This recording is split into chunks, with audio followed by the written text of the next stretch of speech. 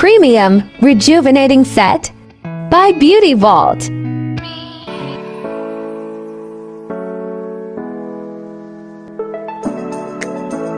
This is your sign to rejuve your skin. Perfect for morning and evening by Beauty Vault. And this is how I use it. Step 1. Use Beauty Vault Premium Kojic Soap as your regular facial cleanser soap. Apply to damp face and lather in a circular motion for 2 to 3 minutes before rinsing with water. Step 2. Place a small amount of Beauty Vault Premium Rejuvenating Toner on a cotton ball and apply lightly to face and neck in an upward motion. Step 3. Apply a small amount of Beauty Vault Premium Rejuvenating Cream and evenly apply to face and neck for 30 consecutive nights.